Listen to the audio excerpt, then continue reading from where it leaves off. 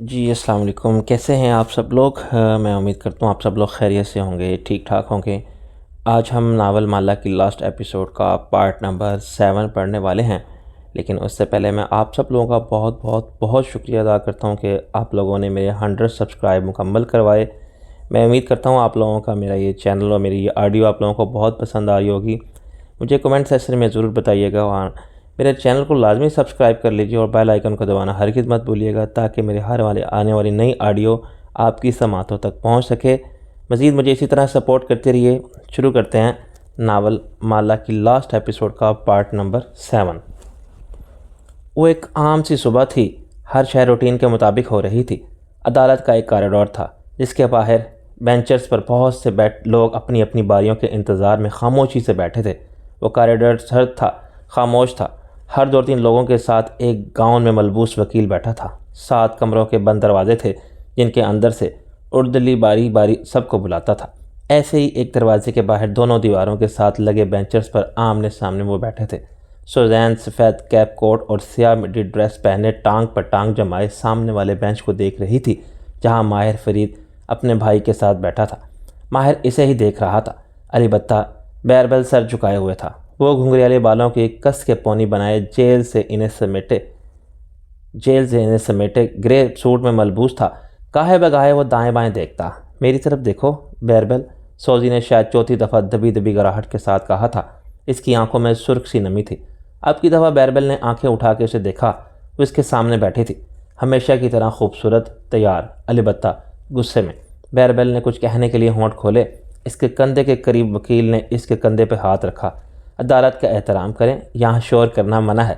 सोजी ने खा जाने वाली नज़रों से इसे देखा, फिर माहिर को। माहिर इन्हीं नज़रों से इसे मुसलसल देखे जा रहा था, टांग पर टांग जमाए। अपने भाई के साथ इसका हाथ बैरबल के घुटने के करीब था, जैसे अभी बैरबल उठा तो वो इसे घुटने पर दबाव देकर वापस बिठा देगा। सुजैन ने लब भींच लिए। मामूल की कार्रवाई मामूल के मुताबिक हो गई। मियाँ भी राज़ी था और बीवी भी, सो काजी को एतराज़ न था। इस खामोश सर्द कमरे में चंद कागजात दस्तखत हुए। स्याही की महक, महर के लगने की ठप ठप, चंद सरगोशियाँ और जज का आखिरी ऐलान। फिर कागजात लिफाफों में डाले गए। इस दौरान सोजी ने कई दफ़ा इन्हीं खामोश गिला आमेज नज़रों से बैरबल को देखा। वो अभी तक इसे नहीं देख रहा था। अगर कभी निगाह मिल जाती तो इसकी आंखों में नमी उतरने लगती, जैसे वो परेशान हो। वकील ने लिफाफा सुजैन की तरफ बढ़ाया तो इसने नोचने वाले अंदाज से इसे खींचा और एक अफसोस भरी नज़र बैरबल पर डाल के पलटी। हील्स के ठक ठक चलती वो अपने वकील के हमरा बाहर निकल गई। क्या मुझे इससे मिलना चाहिए था? इसकी बात सुननी चाहिए थी। वकील आगे बढ़ चुके थे। जब बैरबल माहिर के साथ राहदारी में वापस बाहर आते हुए कहा था, वो दूर इसको जाते हुए देख रहा था। इसका फ़ायदा नहीं था। बैरबल ने रुक के माहिर की तरफ चेहरा मोड़ा। क्यों क्यों तुमने मुझे इससे नहीं मिलने दिया? क्यों तुमने मुझे इससे बात नहीं करने दी? मैं इसको बहुत कुछ सुनाना चाहता था, इसको लान तान करना चाहता था, बुरा भला कहना चाहता था। शायद मुझे इससे कोई क्लोजर मिल जाता। मैं इसका सारा धोखा, इसका झूठ इसके चेहरे पर लाना चाहता था। इसकी आवाज़ हल्की सी बुलंद होने लगी और आंखों में सुर्ख नमी वापस आ गई। इसने मेरा दिल तोड़ा है माहिर, इसने मुझे धोखा दिया है। मैंने इसको सब कुछ दिया, लेकिन मैं इसके लिए काफ़ी नहीं था। वो बेहतर से बेहतर की तलाश में आगे बढ़ गई। तुमने क्यों मुझे इस पर गुस्सा नहीं करने दिया? तुमने क्यों मेरे अंदर उबलता लावा इस वक्त नहीं निकालने दिया? इसने माहिर की कोहनी पकड़ी, फिर इसे जैसे भींचा। तुमने क्यों मुझे इससे बात नहीं करने दी? क्योंकि मैं नहीं चाहता था कि तुम इससे बात करो। वो दोनों राहदारी में आमने सामने खड़े थे। दाएं बाएं से स्याह गाउन वाले लोग और परेशान शक्लों वाले अफराद आगे पीछे जा रहे थे। क्यों? तुम क्यों चाहते थे मैं इससे बात ना करूं? सुजैन की हील्स की टिक टक अब दम तोड़ चुकी थी। माहिर ने यासीसियत से बैरबल को देखा और जब बोला तो इसकी आवाज़ बहुत धीमी थी, क्योंकि अगर तुम इससे बात करते तो इसे माफ़ कर देते। बैरबल फ्रेड सन्नाटे में रह गया। शल किंग, तुम्हें लगता है मैं इतना कमज़ोर इंसान हूँ? माहिर की कोहनी को पकड़े हाथ ढीला होकर नीचे गिर गया। मुझे लगता नहीं बैरबल, मुझे मालूम है। इस वक्त अगर तुम इससे बात करते तो एक दफ़ा फिर तुम्हें अपने शीशे में उतार लेती। तो मेरे बारे में ये सोच भी कैसे सकते हो कि मैं इसकी बेवफाई जानने के बाद भी इसके साथ रहूँगा या इसको माफ़ कर दूँगा? बैरबल को जैसे यकीन नहीं आ रहा था। इसका भाई इसको इतना बेगैरत समझता है। तुम्हें इसकी बेवफाई का इल्म इसके लैपटॉप से नहीं हुआ था बैरबल। बेवफा औरतों के रेड फीलिंग्स पहले दिन से दिखाई दे देते हैं। तुमने इससे पहले भी बहुत से ऐसे फ्लैग देखे होंगे, लेकिन हर दफ़ा तुमने इनको नज़रअंदाज किया। हर दफ़ा तुमने इसको माफ़ किया। दाएं बाएं किसी से थोड़ा सा फ्लर्ट, किसी का कार्ड रख लेना, किसी के साथ डिनर पे चले जाना, बहुत सी चीज़ें तुमने देखी होंगी। जब वो तुम्हें मिली थी तब भी वो किसी और के साथ थी, किसी और से इसने तुम्हारे लिए बेवफाई की। तुम हमेशा से जानते थे कि वो बेवफा औरत है, लेकिन तुम्हें लगा तुम्हारे साथ वो ऐसा नहीं करेगी, और इसने किया। इसलिए मुझे डर था कि अगर तुम इससे मिले तो तुम इसको माफ़ कर दोगे, और मैं चाहता था कि तुम इस दलदल से एक ही दफ़ा निकल आओ। इसने बैरबल के कंधे पर हाथ रखा। बैरबल ने गुस्से से अपना कंधा छुड़ाया। अफसोस से इसे देखते हुए सर दाएं बाएं हिलाया। सारे अल्फाज ख़त्म हो गए थे, मुठ्ठियाँ भिंच गई थीं। माहिर कुछ और भी कह रहा था, लेकिन वो पलटा और लंबे लंबे डग भरता आगे चला गया। सोजैन जा चुकी थी। बैरबल की बेकरी के बाहर कंस्ट्रक्शन जारी के साइन अभी तक लगे हुए थे, अलबत्ता इस सुबह वहाँ कोई वर्कर दिखाई नहीं देता था। सूरज अभी ठंडा था और सुबह सफ़ेद थी। आसपास चंद ही दुकानों के शटर खुले थे और अक्सरियत अभी बिस्तरों में थी। जब कशमाला मुबीन बेकरी के दरवाजे का लॉक खोल रही थी, इसने दूसरे हाथ से बदर की उंगली थाम रखी थी, जो हुड वाली गर्म जैकेट में मलबूस था। हाथों पर दस्ताने चढ़े थे जो माँ ने ज़बरदस्ती पहनाए थे, और वह सर झुकाए अपने जूतों को देख रहा था। डबल लॉक खोल के इसने दरवाज़ा धकेला तो हस्बे मामूल जामनी घंटी टर्न से बजी।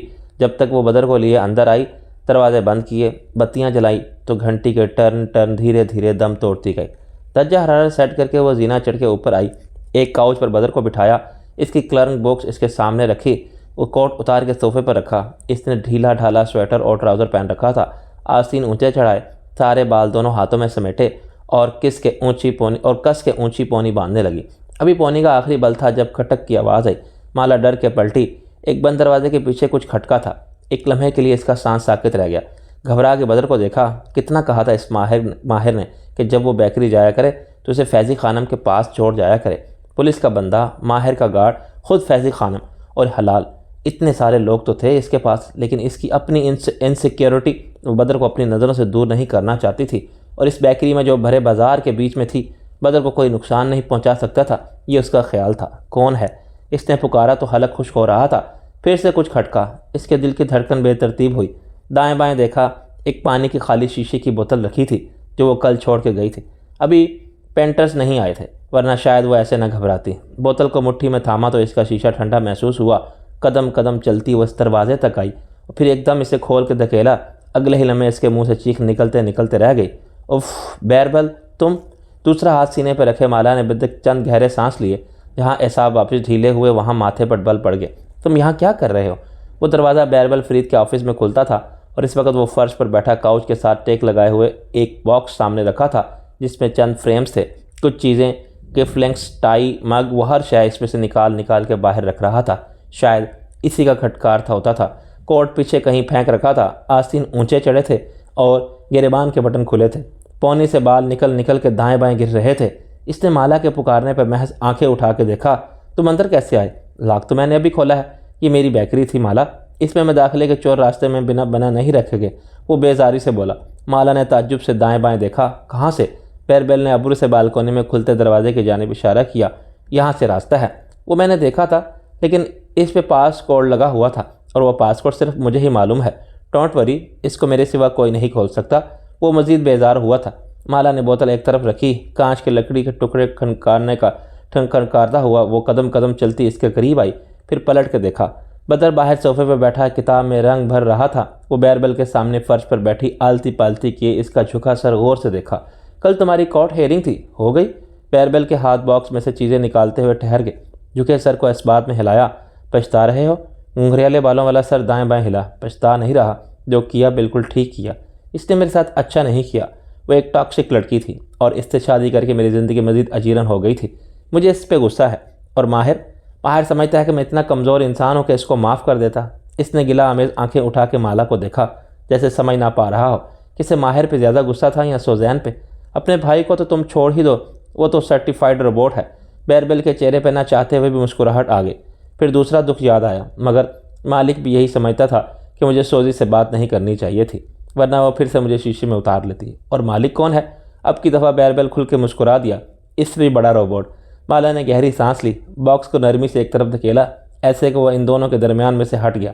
बैरबल, मेरी तरफ देखो, मैं तुम्हारी दोस्त भी हूँ ना। बैरबल को शिकवा कुना नज़रें इसकी तरफ उठीं। एक ज़माने में तुम मेरी दोस्त थी, अब सिर्फ ईस्ट इंडिया कंपनी हो। निगाहें घुमा के बेकरी के दरो दीवार को देखा। वो तो इस रोबोट का कसूर है, मैं तो तुम्हारी दोस्त हूँ ना। बैरबल ने धीरे से सर हिला दिया। वो दोनों आमने सामने फर्श पर बैठे थे। जब इनके दरमियान खामोशी छा जाती तो बाहर से बदर की पेंसिल के कागजात पर रगड़ने की आवाज़ सुनाई देती। तुम्हारी दोस्त होने के अलावा मैं एक डाइवोर्सिड औरत भी हूँ। मुझे पता है कि तलाक क्या होती है, इसका ट्रॉमा क्या होता है और इससे ख़ुद को निकालना कितना ज़रूरी होता है। मगर वो कैसे समझ सकता था कि मैं इसको माफ़ करूँगा। वो शायद इसकी बात नहीं सुन रहा था। मैं इससे नफ़रत करने लग गया हूँ और मैं हर्ट भी हूँ कि वो मेरे साथ ऐसा कैसे कर सकती है। ऊपर से माहिर, मेरी बात सुनो। इसने नरम मगर ऊंची आवाज़ में इसको मतवज्जा किया।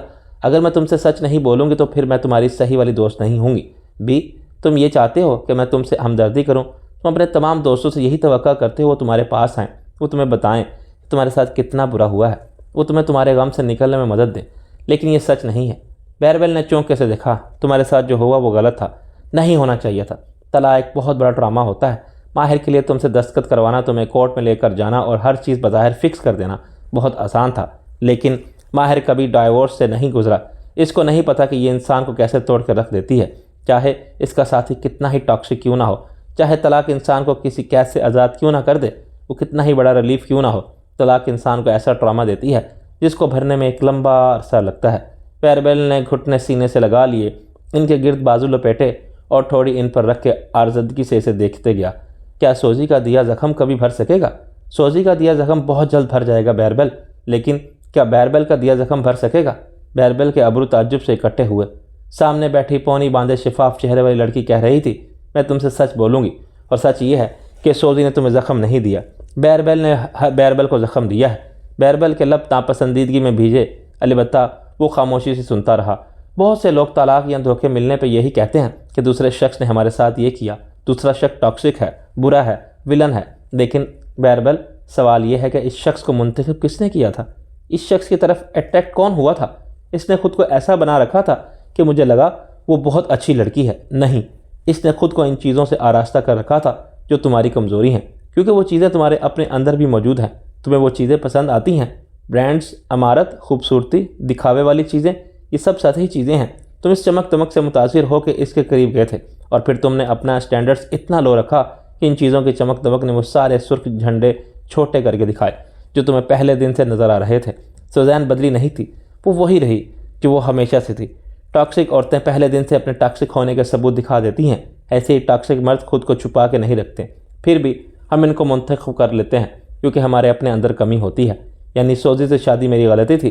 तुम्हें बुरा लगेगा, लेकिन यही हकीकत है कि ये तुम्हारी गलती थी, तुम्हारी चॉइस थी, क्योंकि हम दूसरों की इस चीज़ से अट्रैक्ट होते हैं जिसकी यहाँ हमें खुद कमी होती है कि हमने अपने अंदर इसको पाल रखा होता है। हम अपनी वैल्यूज़ को दूसरों में तलाश करते हैं और यूँ हम लोगों से कनेक्ट होते हैं। अगर तुम्हें एक अच्छी, सच्ची और अथेंटिक औरत चाहिए थी तो तुम्हें सतही चीज़ों से मुतासिर होने की बजाय अपने स्टैंडर्ड्स को इतना ऊंचा करना होगा कि तुम लोगों के सतहीपन के पार झांक सको, किसी के दौलत तुम्हें मुतासिर न करे।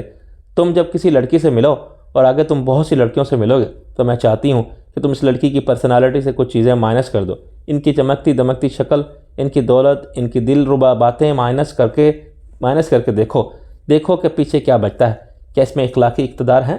क्या वो सच बोलती हैं? क्या इसके अंदर बहुत सी इनसिक्योरिटीज़ और एहसास कमतरी तो नहीं है? क्या इनसे अपनी कोशिश, दौलत और नुमाइशी चीज़ों को बना रखा है? जब तक तुम अपने अंदर मौजूद इस चीज़ को हील नहीं करोगे जो नुमाइशी चीज़ों की तरफ लपकती है, तब तक बैरबल तुम गलत लड़कियों का इंतखाब करते रहोगे। वो बहुत गौर से इसको सुन रहा था। वो इस नरमी से कहे जा रही थी, माहिर तुम्हारी चॉइस के ख़िलाफ़ नहीं था, उन लड़कियों के ख़िलाफ़ भी नहीं था जिनको तुम पसंद करते हो, बल्कि माहिर तुम्हारे अंदर मौजूद इस चीज़ से वाकिफ़ है जो हमेशा एक ही जैसी लड़कियों की तरफ अट्रैक्ट होती है। अगर तुम अपनी ज़िंदगी में आने वाली तमाम लड़कियों का एक फ़्लो चार्ट बनाओ तो तुम देखोगे इनमें बहुत कुछ मुश्तरक है। सुज़ैन स्मार्ट थी। इसने सिर्फ रिलेशनशिप नहीं रखा बल्कि शादी भी की ताकि इसको इस रिलेशनशिप की कीमत मिल जाए। आज तुम सुज़ैन से बच के निकल गए हो, लेकिन कल को अगर तुमने अपने आप को दुरुस्त ना किया तो तुम फिर से इस तरह की किसी लड़की के साथ फंस जाओगे। और मैं कैसे बेहतर इंतखाब करूँगा? खुद को बेहतर बना के। वो कहते हैं ना कि तुम्हें जो खूबियाँ अपने लाइफ पार्टनर्स में चाहिए, इनकी फहरिस्त बनाओ और फिर खुद ही वही फहरिस्त बन जाओ। तुम बेहतर लड़कियां अट्रैक्ट करोगे और ख़ुद भी बेहतर लड़कियों की तरफ अट्रैक्ट होगे। फिर ये सतह चमकती दमकती लड़कियां जिनकी वैल्यूज़ नहीं हैं, जो झूठ बोलती हैं, अपने असल से दूर भागती हैं, अपने एहसास से कमतरी को छुपा के रखती हैं, ये लड़कियां फिर तुम्हें पसंद नहीं आएंगी। तुम इनसे दूर भागोगे। लेकिन मुझे कैसे मालूम होगा कि कोई लड़की सच्ची और अथेंटिक है?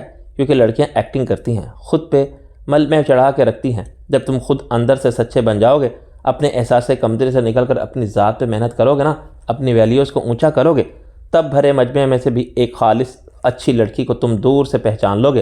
तुम्हें लोगों का सच और झूठ साफ साफ दिखाई देगा। वो लड़की ना तुम्हारी दौलत से मुतासिर होगी, ना इन चीज़ों से जिनको पैसे से कोई भी ख़रीद सकता है। वो तुम्हारी ज़ात को जानने की कोशिश करेगी। वो तुमसे इन सतही चीज़ों की वजह से मोहब्बत नहीं करेगी, बल्कि इसको तुम्हारे अंदर वो सब नज़र आएगा जो हमें नज़र आता है। मुझे, माहिर, मालिक, हम सब को बैरबल की दौलत से या इसके ब्रांड्स वाले कपड़े जूतों से कोई दिलचस्पी नहीं है। हम बैरबल को इसके अपने लिए पसंद करते हैं। तुम्हारा सेंस ऑफ ह्यूमर, तुम्हारा नरम दिल, हम इस सब के लिए तुम्हें पसंद करते हैं। जब अपने ऊपर से ये तह उतारोगे तब खालिस लड़कियां खुद ही तुम्हारी तरफ मुतवज्जा हो जाएंगी। समझ रहे हो? बैरबल ने सर झुका लिया और गर्दन इस बात में हिलाई। मैं कोशिश करूँगा। तलाक के बाद सबसे अहम चीज़ थेरेपी होती है। दोस्तों के पास जाके अगर अपना गम निकालोगे तो वो तुम्हें सिर्फ तुम्हारी मर्ज़ी की बात कहेंगे। इसलिए बेहतर है कि थेरेपिस्ट के पास जाओ। वो तुमसे नागवार सच बोलेगा। अगर तुम सच सुनने की ताब नहीं रखते होगे तो 1-2 सेशंस के बाद भाग जाओगे। लेकिन याद रखो, थेरेपी बहादुर लोगों का काम है जो खुद को फेस करने की हिम्मत कर सकते हैं। बैरबल ने सर फिर से हिलाया, नाक से गीली सांस अंदर खींची, फिर चेहरा उठा के इसे देखा तो आंखों में ममनूनियत थी। Thank you Mala, thank you. वो मुस्कुरा के उठ खड़ी हुई। मैं अपना मोराल बनाने जा रही हूँ। अगर तुम अपने गम से निकल आओ तो मेरी मदद करवा दो, क्योंकि पेंटर्स को आने में काफ़ी देर लगेगी। बैरबल ने मुट्ठी की पश से आंखें रगड़ी और गर्दन ऊंची करके इसे देखा। मैं खुद पे मेहनत करूँगा और एक बेहतर इंसान बनूंगा, लेकिन कल से आज मैं किसी मेहनत के मूड में नहीं हूँ। ओके, लेकिन मैं दोपहर में चली जाऊँगी। मुझे एक काम से जाना है। मेरे कुछ पार्सल आएंगे, तुम इनको मेरे लिए साइन कर दोगे? कर दूंगा, वो कदरे उकताहट से बोला। फिर चौंक के से देखा। तुम्हें दोपहर में कहाँ जाना है? माला हल्का सा मुस्कुराई। सुजैन बहुत टॉक्सिक थी, लेकिन इसने मुझे एक पते की बात बताई थी। इसके बारे में कुछ करने जा रही हूँ। क्या? वो बेकरारी से बोला। इसका जिक्र अभी तक इसको डिस्टर्ब कर देता था। माला जवाब दिए बिना मुस्कुराहट उछालती बाहर बाल की तरफ चली गई। वो कुछ देर खफकी और तजस्सुस से सोचता रहा, फिर वापस अपने बॉक्स की तरफ मुतवज्जा हो गया। सुजैन की यादें, तोहफे, हर शय एक कोजे में बंद हो गए इसके सामने पड़ी थी। हाईवे से नज़र आनी कनमजी इमारत का फाइबर ग्लास सरमा की धूप में चमक रहा था। सुर्ख रंग के 28 शेड्स से बनी इमारत के वस्त में सहनुमा जगह थी। ऊपर से खुली दाएं बाएं सीमेंट की दीवारें, जिनके साथ बहुत से वर्कर्स काम कर रहे थे, एक बरामदे के कोने में टूट फूट हुई रखी थी। एक सतून जैसे बनाने के बाद गिराया गया था और इसके साथ 3 लोग खड़े किसी बहस में मसरूफ़ थे। इनमें से एक माहिर फरीद था। वो जीन्स पे जैकेट और सर पे जर्द हेलमेट पहने हाथ फैलुओं पे रखे हुए बेजारी से कुछ कह रहा था। वो तीनों अफराद बार बार गर्दन उठाकर ऊपर देखते। माहिर अफसोस से सर नफ़ी में दाएं बाएं हिलाता, फिर उंगली से इनको तंबी करता। बार बार वो घड़ी देखता। तभी एक गुलाबी शर्ट और जर्द हेलमेट वाला लड़का जो मेहनती से वजूद और छोटे कद का मालिक था, भागता हुआ इसके पास आया। सर, अंदर एक मसला हो गया है। जूनियर इंजीनियर के एक मजदूर से लड़ाई हो गई है। माहिर तेवरा के इसके जानिब घूरा। माथे की शिकनों में इजाफा हुआ। इससे पहले कि वैसे कुछ कहता, निगाह लड़के के कंधे के पीछे कोर्टयार्ड के वस्त पर पड़ी और वो वहीं ठहर गया। धूप से चमकते सहन के वस्त में वो खड़ी थी। कैमल रंग का लंबा कोट पहने, बाजू सीने पर लपेटे, कंधों तक आए, खुले बाल और चेहरे पर मुस्कुराहट, एकदम से जैसे इस ज़ेर तमीर इमारत के पत्थरों की धूल और प्लस्तर की महक सारे से अनका हो गई। माहिर के वजूद पे छाई क्लिफ्ट दूर होती गई। वो इनसे माजरत करता हुआ तेज़ी से इसकी तरफ आया। इमारत के वस्त का ये सहन, जिसमें चारों तरफ दीवारें थी, जिनमें ऊंची राहदारियाँ और बरामदे बने थे, किसी भी रंग से बेनियाज अभी तक सुरमई दिखाई देता था। अलबत्ता जैसे ही माला इसके सामने आ खड़ी हुई, सुर्ख इमारत में 28 सुरंग भर गए थे। वो इसके ऐन सामने जा रुका। दोनों के दरमियान शायद 4 फुट का फासला था। ये वही जगह थी जहाँ एक दफ़ा बारिश में वो लड़े थे और बहुत बोले थे, बहुत सा गुबार अपने अंदर से निकाला था। और आज जब इमारत मुकम्मल होने जा रही थी तो इनकी तोड़ फोड़ भी बहुत हद तक मुकम्मल हो चुकी थी। कैसी हो? इसे देख के माहिर का चेहरा खिल उठा था। ठीक हूँ, एक बात करने आई थी। तुम ऑफिस में नहीं थे और फ़ोन ऑफ था। शबनम ने बताया कि यहाँ गए हो। और हाँ, इसने पेशानी को छुआ। काम में बिजी था, ध्यान नहीं दे सका। फिर गर्दन मोड़ के ऊंची इमारत को देखा। तुमने तो आर्ट वर्क नहीं बनाया। गिला अमेज मुस्कुराहट से वापस माला को देखा। इसलिए हम बगैर आर्ट वर्क के ही इफ्तिताह करने जा रहे हैं। कम अज़ कम तुम लोग वक्त पे इफ्तिताह कर रहे हो, यही बहुत है। वो गर्दन ऊंची करके इमारत को देखती मुस्कुरा रही थी। माहिर बे, वो लोग लड़ रहे हैं अंदर। गुलाबी शर्ट वाले लड़के ने जैसे इसकी माजरत नहीं सुनी थी, वो भागता हुआ परेशान सा इनकी तरफ आया था।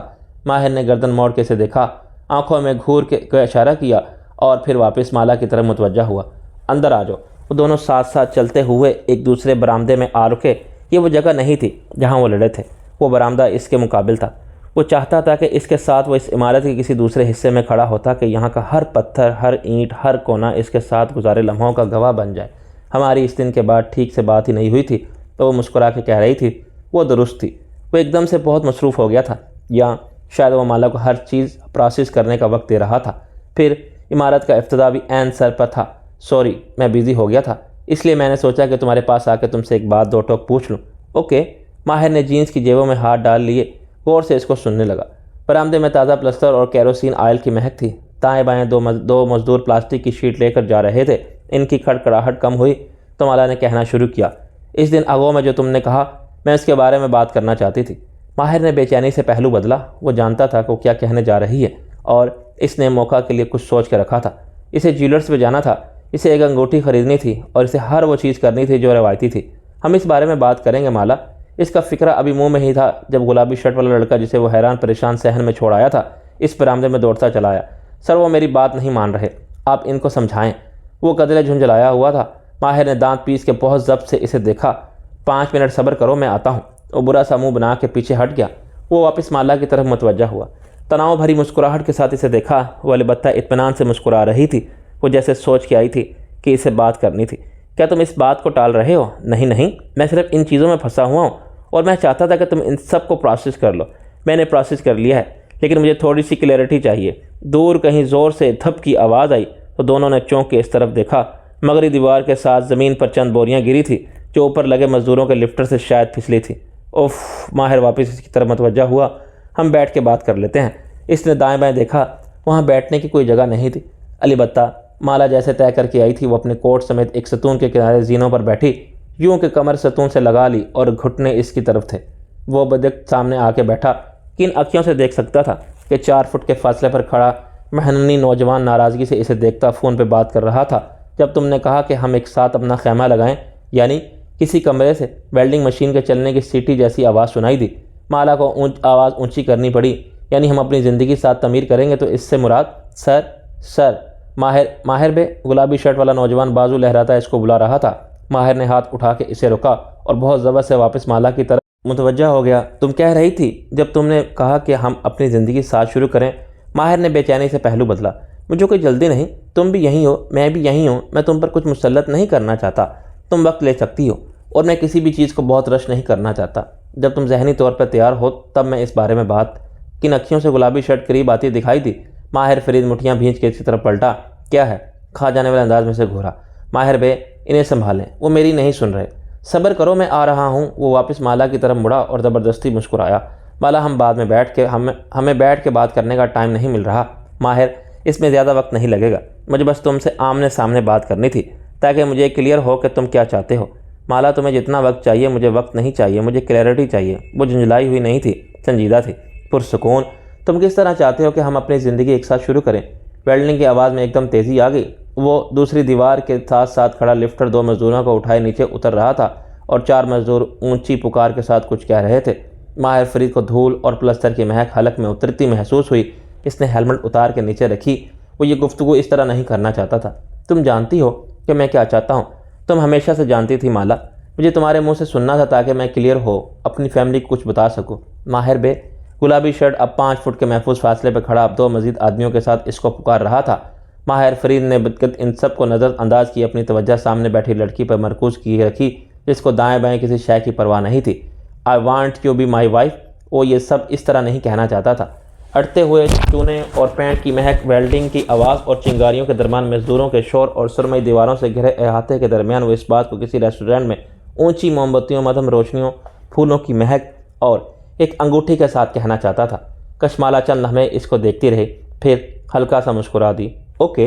इसने सर इस बात में हिलाया। तुम चाहते हो कि हम शादी कर लें? वो मुस्कुराहट दबाए पूछ रही थी। आंखें सरमा की धूप से सुनहरी माइल लग रही थी। माहिर बे, मजदूरों की लड़ाई का शोर अंदर से कहीं से उठ रहा था। गुलाबी शर्ट इसे गुस्से से पुकार रहा था, लेकिन वो सिर्फ इन आंखों में देख रहा था।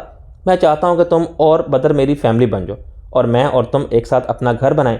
हमने एक लंबी ज़िंदगी गलत जिद, गलत फहमियों की वजह से ज़ाया की है। हम मुख्तलिफ हालात में नहीं मिल सकते थे, हमें इन्हीं हालात में मिलना था और इस वक्त तुम अपने हालात मुख्तलिफ कर सकते हो। सो लिफ्टर धप से ज़मीन पर रुका। मजदूर नीचे उतरे। तिरकी ज़बान में ज़ोर ज़ोर से बोलते वो जर टोपियों के दूसरे गिरोह के साथ लड़ रहे थे। वेल्डिंग की आवाज़ भी तेज़ हो गई थी, जैसे अंदर किसी कमरे में चिंगारियाँ निकल रही हों।